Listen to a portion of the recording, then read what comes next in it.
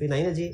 आज के लेक्चर में एक तो हम प्रैक्टिस क्वेश्चन डिस्कस करेंगे कल जो हम असाइनमेंट के तौर पे आपको दिए थे, और फिर नेक्स्ट 2 कंसेप्ट है कोरम ऑफ जनरल मीटिंग और circumstances when general meeting may be declared invalid. ये 2 कंसेप्ट स्टडी करेंगे हम, कोरम और जनरल मीटिंग इनवैलिड।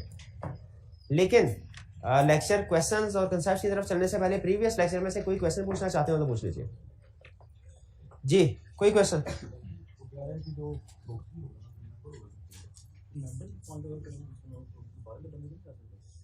उन्होंने लिखा हुआ है कि प्रॉक्सी जो होगा वो मेंबर ही होगा, तो भाई का कहना ये है कि मस्ट बी मेंबर, प्रॉक्सी को मेंबर ही होना चाहिए।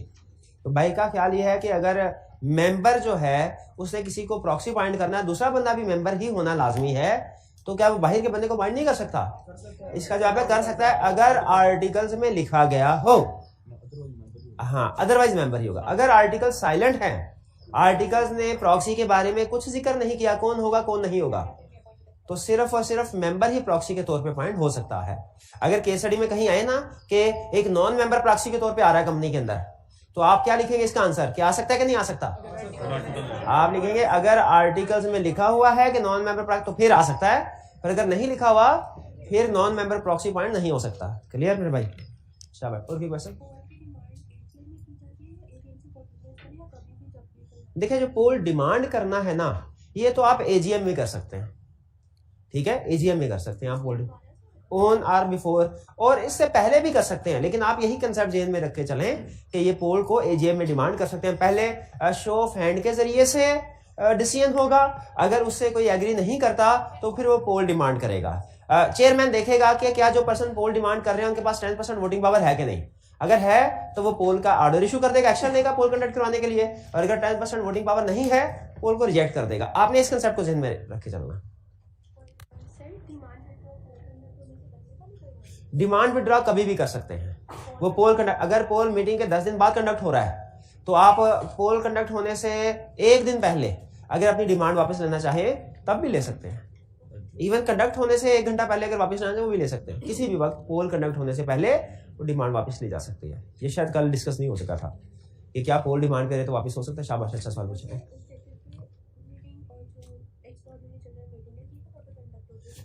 एजीएम के लिए लॉ ने रूल बताया हुआ है कि एजीएम कहाँ कंडक्ट होगी? लिस्टेड कंपनी के केस में in the town where registered office of the company situated. ठीक है, ये एनुअल या लिस्टेड कंपनी का रूल है और एनुअल जनरल मीटिंग का रूल है। तो अगर अनलिस्टेड कंपनी है वो कहीं पे भी कंडक्ट करवा ले, उसके बारे में कोई रूल नहीं है। और अगर लिस्टेड कंपनी है और स्टैट्यूटरी मीटिंग या एक्स्ट्राऑर्डिनरी जनरल मीटिंग है तो उसके बारे में भी रूल नहीं है, वो जहां मर्जी कंडक्ट करवा ले। ये जो रूल है सिटी वाला, ये रजिस्टर्ड ऑफिस और नियरेस्ट सिटी वाला, in the town where registered office is situated या नियरेस्ट सिटी वाला रूल है, ये किसके लिए है? लिस्टेड कंपनी के लिए और एजीएम के लिए। शाबाश। और की क्वेश्चन? हाँ, अगर किसी मेंबर ने धोखा देने की कोशिश की ना और एक से ज्यादा प्रॉक्सीज को पॉइंट करने की कोशिश की तो सारे के सारे ही प्रॉक्सी वाइड हो जाएंगे। वरना तो क्या करता, वो 10,000 शेयर लेता, हर एक शेयर के बदले में एक प्रॉक्सी पॉइंट करता और फिर 10,000 लोगों को कहता जाओ भाई चाय पानी पियो फ्री में। वो सारे पहुंच जाते मीटिंग में प्रॉक्सी बन के। होता कि ना ऐसा? तो सबको एक एक शेयर के बदले में कंपनी को जितनी शेयर की कीमत नहीं है और जितने की चाय पानी पे खर्चा हो जाना था, तो इसलिए उन्होंने कहा अगर एक से ज्यादा प्रॉक्सी आए ना तो सारे इनवैलिड है। इनवैलिड नहीं, सारे ही इनवैलिड। बोले सारे इनवैलिड। इनवैलिड में और सारे ही इनवैलिड में फर्क है। इनवैलिड में कुछ पता नहीं है एक है, पहले वाला है, दूसरे वाला है, कि सारे। क्लियर? गेट से ही वापस भेज देना उनको। जो नहीं, ये जिसने एक से ज्यादा प्रॉक्सीज को पॉइंट किया है ना, उसी की प्रॉक्सी सारी वाइड होंगी। बाकी दूसरे मेंबर जिन्होंने एक एक प्रॉक्सी पॉइंट किया उनका क्या कसूर है? ऑल से मुराद जो उसने पॉइंट किया है, जो करप्ट मेंबर ने पॉइंट किया है, उसकी सारी प्रॉक्सी। ठीक है जी, शाबाश। और की क्वेश्चन?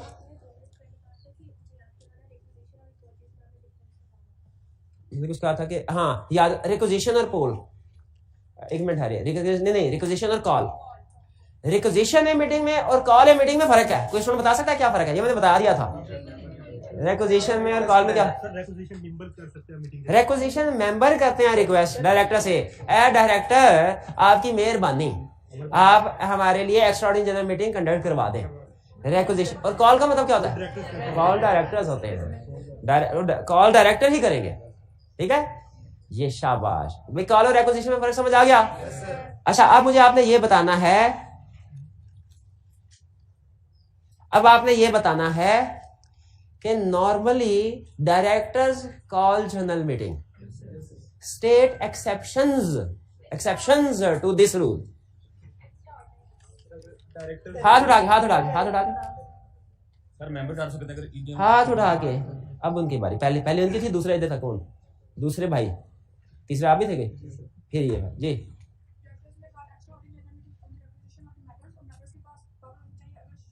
नहीं, ये रिक्वेजिशन का क्वेश्चन नहीं पूछ रहा, रिक्वायरमेंट के गौर से पढ़िए।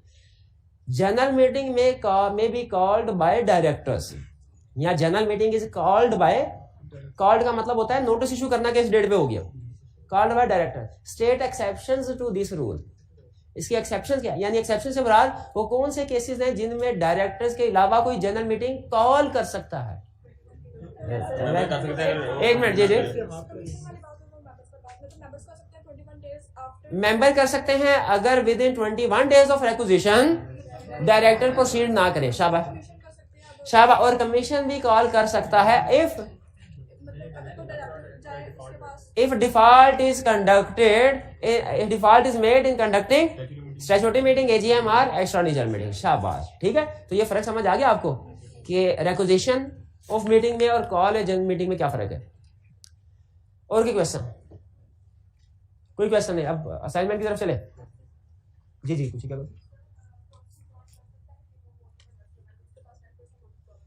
क्या प्रॉक्सी अगर उसके पास 10% वोटिंग पावर हो वो पोल डिमांड कर सकता है? यस। अगर नहीं है, उसके पास 7% है तो वो अकेला डिमांड नहीं कर सकता, लेकिन अगर वो किसी दूसरे 4% वाले मेंबर को साथ मिला दे तो 7 + 4 11 हो जाएगी, वो दोनों मिलकर डिमांड कर सकते हैं। हाँ, मेंबर के केस में भी यही रूल है कि अगर एक मेंबर के पास 10% वोटिंग पावर है वो अकेला डिमांड कर सकता है पोल, अगर उसके पास 7% है, किसी दूसरे के पास 4% है, तो वो दोनों मिलकर डिमांड करेंगे, वो जो एप्लीकेशन के ऊपर दोनों साइन करेंगे फिर वो प्रोसेस होगी, वरना नहीं। क्लियर जी। चलिए अब चलते हैं हम अपने असाइनमेंट की तरफ। क्वेश्चन 14 वॉल्यूम 1 है जी, chapter 8 fancy works limited FWL is in process of finalizing the prerequisites of holding its first annual general meeting AGM to be held on 31 अक्टूबर 2019। फैसला हो गया, फर्स्ट AGM होगी 31 अक्टूबर 2019। Advise FWL about the matters relating to proxies which must be included in notice of AGM। AGM के notice में proxy के हवाले से क्या चीज होनी चाहिए? Number right of members to appoint proxy, पहले जे राइट ऑफ प्रॉक्सीज। अच्छा, ये राइट्स ऑफ प्रॉक्सी की सिर्फ हेडिंग लिख देंगे, ये कि आगे वो राइट्स बताएंगे भी? To attend general meeting, to speak, to vote, to be counted for quorum, to demand poll. ये 4-5 थे ना जी। Instrument of proxy to be in written form and signed by, ये हमारे प्रॉक्सी के कंडीशंस हैं। नोटिस में इनका जिक्र नहीं होता, नोटिस में इसका जिक्र नहीं होगा। नोटिस में सिर्फ यही चीजें होगी, 3 चीजें, right of member to appoint proxy, rights of proxy, और तीसरी चीज प्रॉक्सी फॉर्म अटैच किया जाएगा। Second, Arbaz limited AL is a member of FWL। How would AL represent itself in the AGM? कैसे? By appointing representative. प्रॉक्सी नहीं बोलना, कभी कभी आई क्या प्रॉक्सी बोल देता होता है, आपने क्या कहना है? By appointing AL may appoint any person through its board resolution to act as its representative in general meeting of other companies. However, this ये जो होगा, क्या होगा इसका रूल, क्या होगा? Instrument shall be in written form under seal of company and signed by authorized officer। Approval होगी board of directors की, लेकिन साइन किसके होंगे? शाबाश। एक बार फिर से बता दीजिए, जब एक कंपनी ने दूसरी कंपनी में अपने किसी रिप्रेजेंटेटिव को भेजना, रूल क्या है? कंपनी में अपॉइंट एनी पर्सन, एनी से मुराद any employ, share holder, any person to through board resolution to act its representative in general meeting of other company. फिर इसके आगे लिखना, आगे मजीद क्या? Instrument shall be in written form under seal of company and signed by authorized officer। बेहतरीन। चलिए ये 14 क्वेश्चन हो गया, इसमें कोई problem? 15 ग्रीनलीफ limited A listed company, listed को अंडरलाइन कर लें, has sent a notice of the forthcoming annual general meeting to the company secretary of Red Rose Limited, which is also a listed company. अच्छा, listed company के general meeting के notice में और unlisted company के general meeting के notice में क्या फर्क है बताइए? लिस्टेड कंपनी का जनरल नोटिस, हाथ उठा के, हाथ उठा के, पहला, दूसरा, तीसरा जी। लिस्टेड कंपनी का नोटिस जो है वो पब्लिश भी होता है, लिस्टेड कंपनी का नोटिस पब्लिश भी होता है कहाँ? न्यूज़पेपर में, उर्दू और इंग्लिश, और कमीशन को भी, शाबाश, कमीशन को भी फाइल किया जाता है। अनलिस्टेड कंपनी में चीजें वही होंगी, इंफॉर्मेशन वही होगी, लेकिन अनलिस्टेड कंपनी का नोटिस न्यूज़पेपर में पब्लिश भी नहीं करवाया जाता और कमीशन को भी सेंड नहीं। शायद यही वजह है कि प्रोस्पेक्टस में भी लिखा हुआ था कि पब्लिश भी करवाना है और कमीशन से को भी भेजना है, अप्रूवल वगैरह भी लेनी होती है, इसलिए कि प्रोस्पेक्टस भी लिस्टेड कंपनी के केस में इश्यू होता है। ऐसे ही है ना? तो लिस्टेड कंपनी के केस में फाइलिंग रिक्वायरमेंट्स ज्यादा है। अच्छा आगे चलते हैं। लिस्टेड कंपनी को अंडरलाइन करें, has sent a notice of forthcoming AGM of the company to the company secretary of Red Rose Limited which is also a listed company. यानी इसमें किस कंपनी ने किस कंपनी के शेयर्स खरीदे हैं? किस कंपनी ने? दोनों लिस्टेड कंपनीज है। लिस्टेड कंपनी ने लिस्टेड कंपनी का रेड रोज लिमिटेड ने एक्वायर, रेड रोज लिमिटेड ने ग्रीनलीफ लिमिटेड के शेयर्स खरीदे हैं। यानी हम यूं कहेंगे Red Rose limited is a share holder, is member of Greenleaf limited. सही है जी ये बात? आगे क्या हुआ? Red Rose limited has recently acquired 18,000 बता भी दिया in Green limited and you are required to advise director about the following in the light of Companies Act. Who can represent Red Rose limited in the annual general meeting of Greenleaf limited? कौन? अब वही बात, any Green Red Rose limited can appoint any person through its board resolution to act its representative in general meeting of Greenleaf Limited. Instrument of power of attorney या instrument of proxy जो मर्जी कहते हैं, instrument shall be in writing under seal of Red Rose Limited and signed by its authorized officer. Clear ji? B. What are the essential characteristics of an instrument of proxy?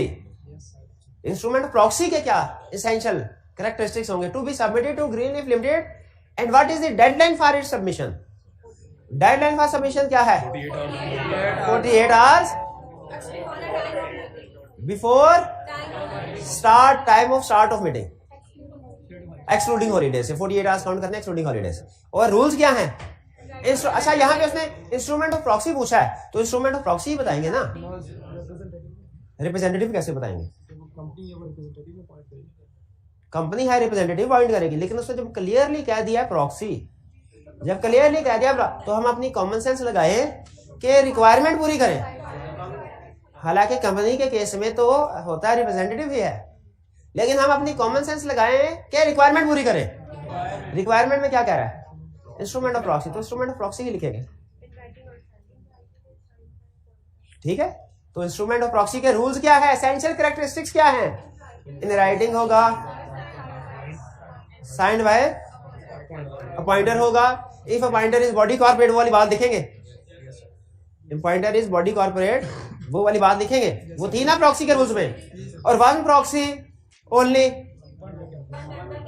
One member can, if multiple proxies are appointed all shall be void. और थी कोई कैसे?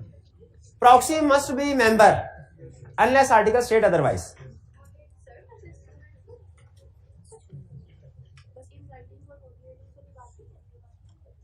क्या हम बाकी बात बिल्कुल वो जो प्रॉक्सी के रूल्स में लिखा हुआ है, if appointer is a body corporate, वो लिखेंगे यहाँ पे, वो भी लिखेंगे, इसके साथ बाकी भी रूल्स लिखेंगे प्रॉक्सी के। अगर आप नोट कीजिए ना, वो कह रहा है कि मुझे प्रॉक्सी के सारे रूल्स बताओ। एसेंशियल कैरेक्टरिस्टिक्स ऑफ प्रॉक्सी से क्या मुराद है? एसेंशियल कैरेक्टरिस्टिक्स ऑफ प्रॉक्सी से क्या मुराद? यही रिटन हो, साइंड हो, ठीक है, कौन साइन करेगा बॉडी कॉर्पोरेट के केस में, वो भी सारी चीजें लिखेंगे। ठीक है, वो सारी चीजें लिखेंगे, साथ में प्रॉक्सी को मेंबर होना चाहिए। अच्छा नहीं, ये इसमें, हाँ इसमें नहीं, ठीक है, सही कह रहे। इसमें इंस्ट्रूमेंट ऑफ प्रॉक्सी की बात कर रहे हैं, तो इसमें सिर्फ वो इंस्ट्रूमेंट की हद तक बात करेंगे। साइन वाला रिटन फॉर्म में होना चाहिए और साइंड होना चाहिए। कौन साइन करेगा? Appointer, if appointer is body corporate तो वो रूल देखते हैं। बिल्कुल सही आपने आइडेंटिफाई किया कि इसमें प्रॉक्सी के सारे रूल्स नहीं आएंगे क्योंकि उसने इंस्ट्रूमेंट ऑफ प्रॉक्सी। हाँ जी बिल्कुल, वो मैं इंस्ट्रूमेंट के ऊपर गौर नहीं कर सकता। बॉडी कॉर्पोरेट रिप्रेजेंटेटिव अभी बोला इसको क्वेश्चन पूरा करेंगे, उसके क्वेश्चन की आई कैप के क्वेश्चन को क्वेश्चन नहीं करना, रूल बना ले। आई कैप के क्वेश्चन को क्वेश्चन नहीं करना, आई कैप के क्वेश्चन को आंसर करना है। क्वेश्चन को क्वेश्चन आई कैप फेल कर देगा, वरना गलती मानेगा आई कैप कभी अपनी, कभी नहीं मानेगा। जो मर्जी कर ले, जितनी मर्जी। हाँ हाँ जी, और क्योंकि आई कैप की गलती होती नहीं इसलिए नहीं मानता आई कैप जी। और कोई क्वेश्चन इसमें कुछ और पूछना हो आपने? कुछ और नहीं पूछना? चलिए अब चलते हैं फिर आज के लेक्चर की तरफ। मैं टेस्ट इसका मैं जब लेक्चर प्लान करने बैठता हूँ मेरे ज़हन से निकल जाता है। मैंने आपसे कहा था लिखवा देना, किसी एक बच्चे से कहा था लिखवा देना, पूछे उसे, उसने लिखवाया बाद में लेक्चर के एंड में। किसी को कहा नहीं था मैंने, मुझे लिखा।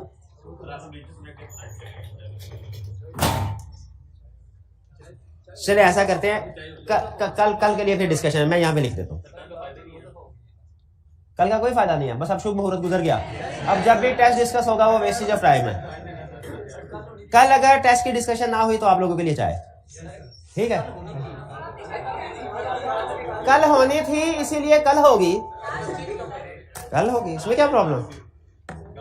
आज नहीं गया, आज भाई इतना इमोशनल करने की मुझे जरूरत नहीं है, मैं बहुत मुतमिन इंसान हूँ, मुझे नहीं कर सकते आप इमोशनल। आगे चलते हैं। आज हम स्टडी करने जा रहे हैं दो कंसेप्ट, क्या?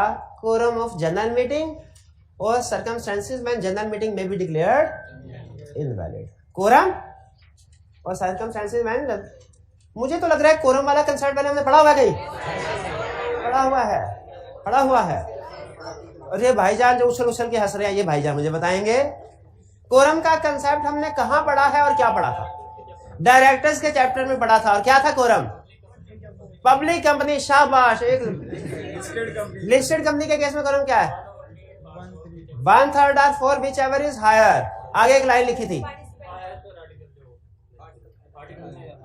अनलेस आर्टिकल्स में कोई, unless higher amount is decided in articles. ठीक है, ये तो हो गया लिस्टेड कंपनी का। बाकी इसके बाद अदर कंपनीज का, लिस्टेड कंपनी का 1/3 और 4 whichever is higher unless article state higher, और अदर का एज पर आर्टिकल्स। तो उसमें तो 3 पॉइंट्स थे, तीसरी हेडिंग में थी, तीसरी भी हेडिंग थी कोई कोरम में, जिसके नंबर मिलने हैं वो छोड़ दिया।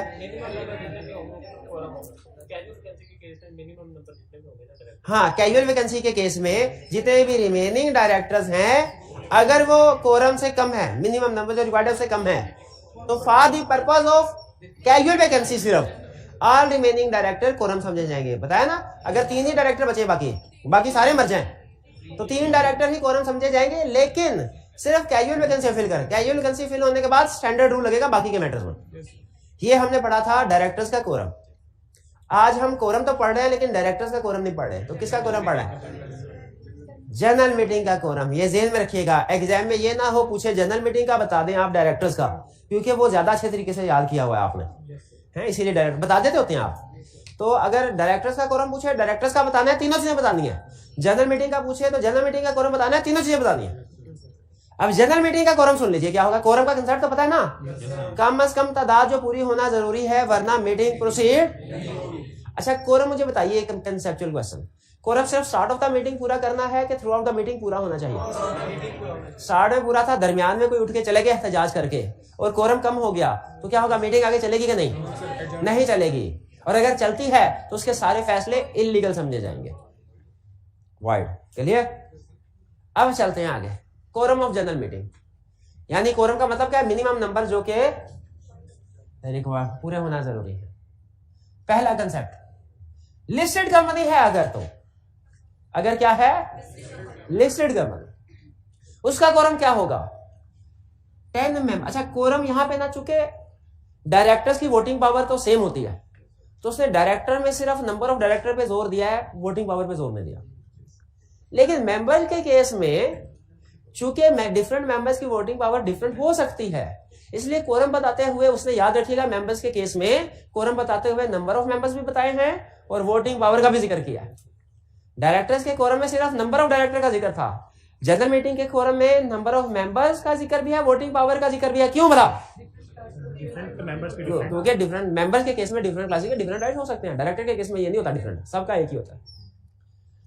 तो इसीलिए लिस्टेड कंपनी के केस में कोरम क्या होगा, उसने दो को बताया है, एक तादाद, एक वोटिंग पावर। तादाद कितनी होनी चाहिए मेंबर की? 10 मेंबर्स। और वोटिंग पावर कितनी होनी चाहिए उनके पास? 25%। मेंबर्स 10 हैं, वोटिंग पावर 20% है, मीटिंग कोरम है नहीं। मेंबर्स 20 है, वोटिंग पावर 22% है सबके पास, एग्री, कोरम नहीं है। मेंबर 7 है, वोटिंग पावर 30% है, कोरम नहीं। दोनों पूरी होना चाहिए, 10 मेंबर हो और 25% वोटिंग पावर हो। ये 10 मेंबर्स होने चाहिए प्रेजेंट। प्रॉक्सी को ये 10 गिनने के लिए प्रॉक्सी को काउंट नहीं करना, वोटिंग पावर गिनने के लिए प्रॉक्सी को काउंट करना है। ट्विस्ट सुन ले कहानी में क्या? पहला ट्विस्ट, जनरल मीटिंग का कोरम और बोर्ड मीटिंग का कोरम डिफरेंट है। बोर्ड मीटिंग के कोरम में सिर्फ नंबर ऑफ डायरेक्टर्स है, जनरल मीटिंग के कोरम में number of members plus voting power भी है। तो लिस्टेड कंपनी के केस में जनरल मीटिंग का कोरम क्या होगा? 10 मेंबर्स प्रेजेंट प्लस उनके पास 25% वोटिंग पावर होनी चाहिए। ये जो 10 प्रेजेंट मेंबर है इनमें प्रॉक्सी को नहीं करना, और 25% वोटिंग पावर में प्रॉक्सी को इंक्लूड करना है। पहला तो कंसेप्ट ये हो गया, ठीक है जी भाई, ऐसे ही बंद कर दीजिए भाई। पहला कंसेप्ट क्लियर? हाँ, वो कह रहे हैं आर्टिकल्स लार्जर अमाउंट फिक्स कर सकते हैं, स्मॉलर अमाउंट नहीं कर सकते, क्योंकि स्मॉलर अकाउंट में लॉ की वायलेशन हो जाएगी स्मॉलर अमाउंट में। दूसरा, unlisted company having share capital है, तो unlisted company having share capital है, इसका कोरम क्या है? 2 मेंबर, वही कॉपी पेस्ट, सारा वही कॉपी पेस्ट, सिर्फ यहां पे 10 की बजाय वही रूल्स, दोनों पूरे होने चाहिए, प्रेजेंट होने चाहिए। 2 में प्रॉक्सी को काउंट नहीं करना, 25% में प्रॉक्सी, सारा कुछ वही, फर्क सिर्फ क्या है? लिस्टेड कंपनी के जनरल मीटिंग के कोरम में और अनलिस्टेड हैविंग शेयर कैपिटल में 10 और 2। अच्छा, एक तीसरी कैटेगरी भी है, वो कौन सी? Companies not having share capital. तो इनका कोरम क्या होगा? किधर लिखा हुआ? इधर किधर लिखा है? Companies not having share capital, इनका कोरम क्या होती है? तो 3 एज पर आर्टिकल्स। तो 3 ही सिचुएशन थी डायरेक्टर्स के कोरम में और 3 ही सिचुएशन जनरल मीटिंग के कोरम में। मिला क्यों रहा है? क्योंकि आप क्वेश्चन के अंदर ना मिक्स कर देते हैं, इसलिए कंपैरिजन करवा रहा हूं। बोर्ड ऑफ डायरेक्टर्स के कोरम में क्या रूल था? लिस्टेड कंपनी का 1/3 और 4 whichever is higher unless higher amount. Unlisted का एज पर आर्टिकल, और कैजुअल वैकेंसी का 3 थे। अब जनरल मीटिंग के कोरम में 3 हेडिंग्स कौन सी हैं? लिस्टेड कंपनी है, अनलिस्टेड हैविंग शेयर कैपिटल है, और company not having share capital. Listed company है तो कोरम क्या है? 10 member present plus 25% voting power. Present में प्रॉक्सी को नहीं गिनना, वोटिंग पावर में गिनना है। और अगर unlisted company having share capital है, 2 मेंबर्स प्लस 25, सेम रूल, सिर्फ 10 की बजाय 2 हो गया। और तीसरी सिचुएशन कौन सी थी? कंपनी नॉट हैविंग शेयर, वो जो आर्टिकल में बताया वो। क्लियर से? तो फिर जरा जल्दी से लिखिए, एक फ्रेश पेज निकालिए अपने सामने, फ्रेश पेज निकालिए। पब्लिक अनलिस्टेड कंपनी का बोर्ड का कोरम लिखें और जनरल मीटिंग का कोरम लिखें। पब्लिक अनलिस्टेड कंपनी, शाबाश, जल्दी हाइब्रिड ऑनलाइन इन्वेस्टमेंट साहब भी, अभी आपका इम्तिहान लेता हूं। पब्लिक अनलिस्टेड कंपनी है, बोर्ड मीटिंग का कोरम भी लिखना है और जनरल मीटिंग का कोरम भी लिखना है, having share capital. Public unlisted company having share capital.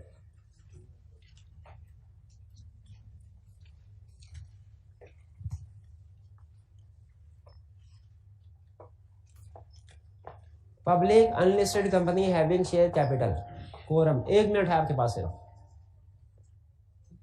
खुद लिखना है, उससे क्या दिख रहा है, खुद लिखना है। छोटे भाई को बुला ले, वो लिख देगा तुझे, मैं नहीं लिखवाने लगा। हाँ, अब खुद लिखेंगे। नहीं, आपने पहले चेक में लिखा है, कोरम लिखा है आपने?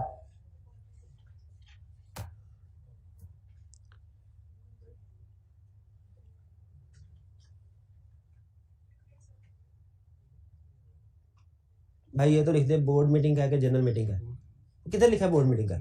ये हाल है आपकी प्रेजेंटेशन का, लिख दिया आखिरी फैसला। अच्छा ठीक, दिखाइए किधर लिखा। पब्लिक अनलिस्टेड कंपनी, इन्होंने लिखा है बोर्ड का कोरम है as per articles, public unlisted company having as per articles है। और जनरल मीटिंग का कोरम क्या है? 2 मेंबर प्लस 25% मेंबर के साथ एहतियातन प्रेजेंट लिख ले, 2 प्रेजेंट मेंबर्स। शाबाश, बट ठीक है, जिन जिन स्टूडेंट्स ने ये लिख दिया वो ठीक है। मैं स्टूडेंट आपका भी यही था, शाबाश। हेडिंग दी थी ये बोर्ड मीटिंग का कोरम और जनरल मीटिंग का। इस पूरे सवाल में लफ्ज कोरम कहाँ लिखा है बताया क्या यार खुदा? कोरम किधर है? कोरम ठीक है, ठीक है, ठीक है, ठीक है। हाँ, for other companies having share capital उसने लिखा है, तो इसका मतलब ये है कि लिस्टेड के अलावा जितनी भी कंपनीज हैं वो पब्लिक अनलिस्टेड भी आ जाएगी, प्राइवेट भी आ जाएगी। ठीक है, private company having share capital के ऊपर जनरल मीटिंग का कौन सा रूल लगेगा? 2 मेंबर्स वाला। शाबाश। हेडिंग देखिए, हेडिंग खुद आपको बताती है कि किस टाइप ऑफ कंपनी पे इसने अप्लाई होना है। वहां पे क्या लिखा हुआ है? अनलिस्टेड कंपनी लिखा हुआ है। हाँ, इसको अनलिस्टेड की बजाय लिख दे अदर कंपनीज, अदर कंपनी। ठीक है, ये ज्यादा बेहतर हो जाएगा। वैसे तो प्राइवेट भी अनलिस्टेड होती है, लेकिन ज्यादा बेहतर यही है जो लॉ के अल्फाज हैं वही लिखे जाए। तो यहां पे आ जाएगा other companies having share capital, other companies having share capital. जी, और कोई क्वेश्चन? कोई क्वेश्चन नहीं? कोरम वाली कहानी समझ आ गई सारी? अब आगे चलते हैं। क्या हो अगर कोरम प्रेजेंट ना हो? कोरम प्रेजेंट जनरल मीटिंग का। अच्छा, बोर्ड मीटिंग में हमने ये स्टडी किया था कि अगर बोर्ड मीटिंग आपका सॉरी कोई क्वेश्चन था आपने पूछा था?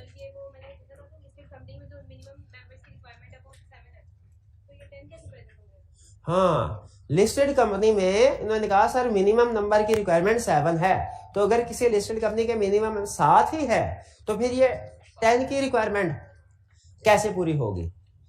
ठीक है, 10 की रिक्वायरमेंट। देखिए, लॉ में बाजू का डिफरेंट प्रोविजंस होती हैं। अगर एक प्रोविजन थोड़ी रिलैक्स है, दूसरी प्रोविजन थोड़ी सख्त है, तो कौन सी वाली फॉलो करनी है? सख्त वाली। लॉ ने एक जगह मिनिमम नंबर बिल्कुल, लेकिन प्रैक्टिकली वो मिनिमम 7 नहीं होते। स्टॉक एक्सचेंज ने कहा है लिस्ट उसको करवाऊंगा जिसके मेंबर 10 या उससे ज्यादा होंगे। तो अगर कंपनी एक्ट भी अप्लाई होता है, स्टॉक एक्सचेंज की रेगुलेशन भी तो लिस्टेड कंपनी में अप्लाई होती है ना, तो कंपनी ने किसको फॉलो करना है? दोनों को। जी, दोनों का मतलब मेंबर्स कितने होंगे? 7 के 10 होंगे, 10 कम से कम होंगे, इससे ज्यादा। इसीलिए चूंकि डिफरेंट रिक्वायरमेंट्स अप्लाई होती है तो हमने जो स्ट्रिक्ट वाली है वो कंप्लाई करने हैं। तो इसीलिए हालांकि एक जगह पे 7 लिखा हुआ है, लेकिन वो प्रैक्टिकल नहीं है। आप लिखेंगे एग्जाम में 7 ही, लेकिन प्रैक्टिकली चूंकि कंपनीज के ऊपर और भी रेगुलेशंस अप्लाई होती हैं, तो अगर किसी रेगुलेशन में उसने कहा कि जी लिस्टेड के लिए कम से कम 10 होने चाहिए, तो दोनों लॉ की आपस में लड़ाई करवाएंगे कि ये 7 कह रहा है सर, ये बंदा ये रेगुलेटर 7 कह रहा है, ये रेगुलेटर 10 कह रहा है, तो क्या करे? 10 दोनों कवर हो, दोनों खुश, ये भाई भी खुश वो भी खुश। ठीक है, तो इसीलिए हालांकि बात आपकी बिल्कुल ठीक है। और एग्जाम में जब आपसे क्वेश्चन पूछेगा मिनिमम नंबर ऑफ मेंबर्स, तो आपने लिस्टेड के केस में 7 ही लिखने हैं, लेकिन जब आपसे कोरम पूछेगा उसका फिर 10 लिखेंगे। और कोई क्वेश्चन? अच्छा, क्या कोरम प्रेजेंट? हमने बोर्ड मीटिंग में ऐसे कोई पढ़ा था कंसेप्ट के हो सकता है चेयरमैन जो है सॉरी कोरम प्रेजेंट ना हो, ऐसा कोई कंसेप्ट नहीं पढ़ा था? अच्छा, वो चेयरमैन वाला पढ़ा था। अगर चेयरमैन ना पहुंचे आधे घंटे, 15 मिनट के 30 मिनट। अच्छा, वो तो बोर्ड मीटिंग में था 15 मिनट। जनरल मीटिंग में ज्यादा लोग होते हैं कि बोर्ड मीटिंग में? तो जनरल मीटिंग में भी 15 मिनट ही होने चाहिए, बोर्ड मीटिंग थोड़ा टाइम बढ़ा देना चाहिए। पढ़ाए कितना टाइम बढ़ाए? डबल कर देना जी, डबल कर देना। तो जनरल मीटिंग के केस में हमने इंतजार करना है कोरम का 30 मिनट तक। कितने मिनट तक? 30 मिनट तक के कोरम प्रेजेंट हो जाए। मीटिंग हुई 10 बजे, कोरम प्रेजेंट नहीं था, क्या करें? कितने बजे तक? 10:30 तक। 10:29 पे कोरम पूरा हो गया तो मीटिंग शुरू करवा दे। और 10:31 पे कोरम पूरा हुआ, 30 मिनट में पूरा नहीं था, फिर मीटिंग डिसॉल्व हो गई। 1 मिनट नहीं, 31 मिनट। ये आप कहते हैं 1 मिनट। अगर 10:31 में कोरम पूरा हुआ हो तो 1 मिनट से लेट हुआ कि 31 मिनट से? 31 मिनट से। स्टैंडर्ड टाइम मीटिंग का 10 था, 10 था। स्टूडेंट होता है, मैं वैसे किसी स्टूडेंट की बात बता रहा हूँ। प्रिंसिपल साहब के पास गया, सर डिस्काउंट। उन्होंने कहा अच्छा 20,000 है, ये कहानी सुनाई, जो भी कहानियां होती हैं, ये चल 15,000। फिर उसके बाद मैं एडमिशन ऑफिसर के पास गया, डिस्काउंट सर, कोई अपनी कहानी सुनाई, 3,000 उन्होंने कर दिया। और फिर किसी टीचर के पीछे चले, सर डिस्काउंट, कितना डिस्काउंट? सर सिर्फ 2,000 रुपये। कितना डिस्काउंट? सिर्फ 2,000 रुपये। तो क्या ये डिस्काउंट उसको सिर्फ 2,000 रुपये हो रहा है? कितना हो रहा है? 10,000 रुपये हो रहा है। तो अगर 10:31 पे कोई आ रहा है, कोरम पूरा हो रहा है, तो वो लेट 1 मिनट से नहीं है, 31 मिनट से लेट है। पहले 30 मिनट भी तो लेट ही था, वो तो लॉ ने इजाजत दे दी। ये तो अगर लॉ आपको 3 घंटे भी दे देगा ना, तो आपने आना तो लेट ही है, ये तो कंफर्म है ना। क्लास 7 बजे रख लें या 9 बजे रख लें, आना आपने लेट ही है, ठीक है। तो फिर 3 घंटे भी अगर लॉ इजाजत दे देता, ये 3 घंटे 5 मिनट के बाद आते, तो क्या कहते? ये कभी ना कहते मर जाते, ये ना कहते मैं 3 घंटे 5 मिनट लेट हूँ, क्या कहते? सर 5 मिनट लेट हूँ। मीटिंग का टाइम तो 3 घंटे पहले का था ना भाई, ठीक है। तो आगे चलते हैं आप। एक कोरम में पर्सनल हो जाते हैं, आप पर्सनल अटैक शुरू कर देते हैं।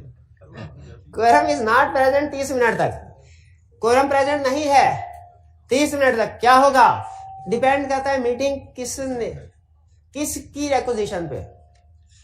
मीटिंग मेंबर्स की रेक्विजिशन पे आई थी, रेक्विजिशन ये आर नहीं एस है। If meeting was requisition by, requisition समझ ना किसको कहते हैं? रिक्वेस्ट भेजी मेंबर ने, यानी एक्स्ट्राऑर्डिनरी मीटिंग की बात कर रहा है। If meeting was requisition by member, तो डायरेक्टर्स को बहुत गुस्सा आता है, कहता है इन्होंने हमारे साथ किया प्रैंक, बुलाया, हमें नोटिस भेजा, बुलाया, हमने मीटिंग कंडक्ट करवाई और मीटिंग कंडक्ट के बाद खुद ही नहीं आए। Quorum is not present 30 minute, उनका meeting is for dissolve. Dissolve का मतलब खत्म, डिसॉल्व का मतलब क्या है? मीटिंग खत्म। लेकिन अगर मीटिंग करवाई थी, डायरेक्टर्स ने कॉल की थी, किसने की थी? खुद से, मेंबर्स ने, मेंबर की रेक्विजिशन पे नहीं, डायरेक्टर्स ने कॉल की थी, तो फिर ये डिसॉल्व नहीं होगी, एडजॉर्न होगी। अगर कोरम प्रेजेंट नहीं है तो क्या होगी? लेकिन याद रखें 30 मिनट तक अगर कोरम पूरा नहीं होता, मीटिंग या तो डिसॉल्व होगी या एडजॉर्न होगी, कंटिन्यू किसी सूरत नहीं हो सकती। अगर कंटिन्यू होगी, हम कहेंगे ये इरेगुलरिटी है, इसमें जो भी फैसले हुए, ये मीटिंग भी गैर कानूनी, इसमें जो फैसले हुए वो भी गैर कानूनी। उनकी गैर कानूनी का मतलब क्या है? कोई हैसियत नहीं है, कोई कानूनी हैसियत नहीं, ठीक है जी। एडजॉर्न, अच्छा अगर एडजॉर्न में, एडजॉर्न क्या होगी?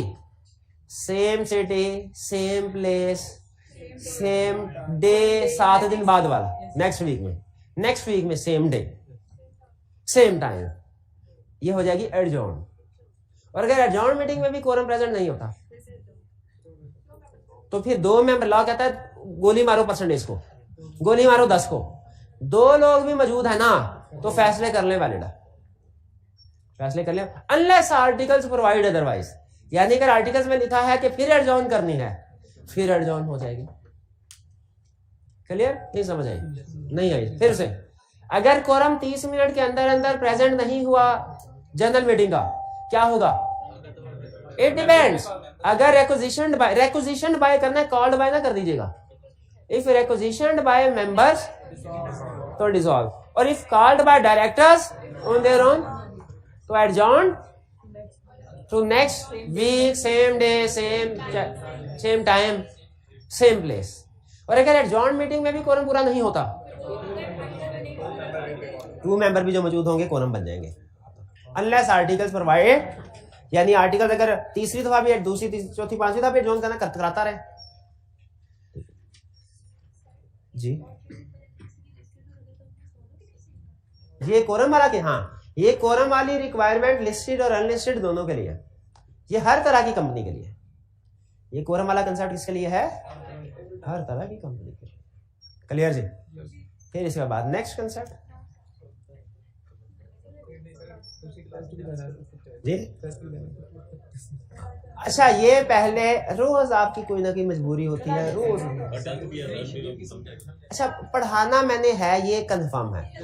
आप थोड़ा रेस्ट करना चाहते हैं, टाइम है, वो कर लें, वो कर लें, चलिए यार। अच्छा, ये इंटरेस्टिंग चीज सुन लें। बैड न्यूज कि पढ़ेंगे तो हम जरूर। गुड न्यूज पहले पढ़ा हुआ है। पहले मैंने आपको बताया था कि 3 कंसेप्ट्स एक जैसे हैं, कभी ये बात की थी? कोर्ट वाली बात, चैप्टर 1 में कहीं पावर्स ऑफ कोर्ट में 3 पावर्स थी कोर्ट के पास, भूल गए?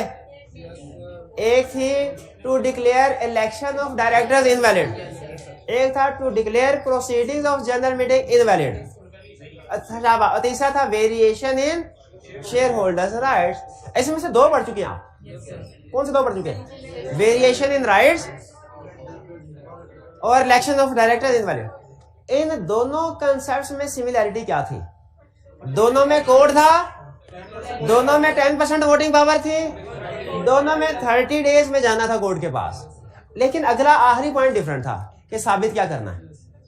ठीक है, इलेक्शन ऑफ डायरेक्टर्स में हमने कोई मटेरियल इरेगुलरिटी साबित कर दी, और वेरिएशन इन शेयर होल्डर्स में material facts were concealed which prevented share holders from effectively using their rights.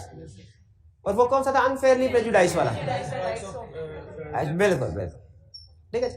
यहां पे भी वही कंसेप्ट कि अगर जनरल मीटिंग में क्या ऐसा हो सकता है कोई इरेगुलरिटी हो? नोटिस भेजा नहीं, मीटिंग करवा ली, नोटिस भेजा 10 दिन का, मीटिंग करवा ली, ठीक है।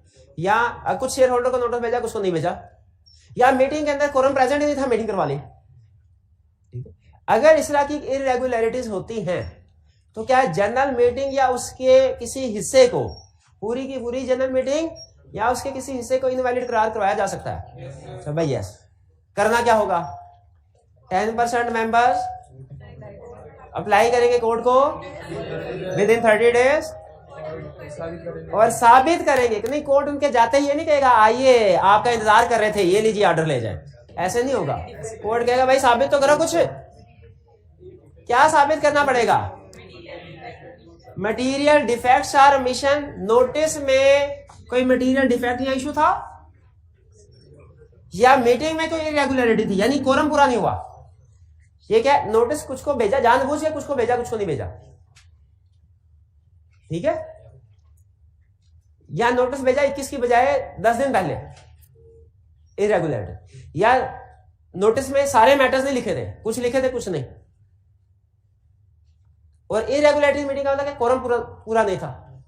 अगर कोई इस तरह का डिफेक्ट ओमिशन था जिसकी वजह से मेंबर्स अपने राइट्स को यूज नहीं कर सके, मेंबर्स अपने राइट्स को यूज नहीं कर सके, तो कोर्ट सारी की सारी मीटिंग को भी वाइड कर सकता है, उसके कुछ हिस्से को भी वाइड कर सकता है। और वाइड करने के बाद एक और काम कर सकता है court, fresh general meeting hold करने का ऑर्डर कर सकता है कि भाई अब ये दोबारा होगा। चलिए चलिए, ये अब खुद बताइए कोई मुश्किल थी इसमें? लेकिन याद रखें तीनों कंसेप्ट मिलते जुलते हैं, 3 पॉइंट्स मिलते हैं, चौथे वाले पॉइंट में फर्क होता है। Variation in share holders rights, board of directors का इलेक्शन और general meeting proceedings. Home assignment मिल गई आपको? चलिए जी, आज का लेक्चर यहाँ खत्म करते हैं। अल्लाह हाफिज।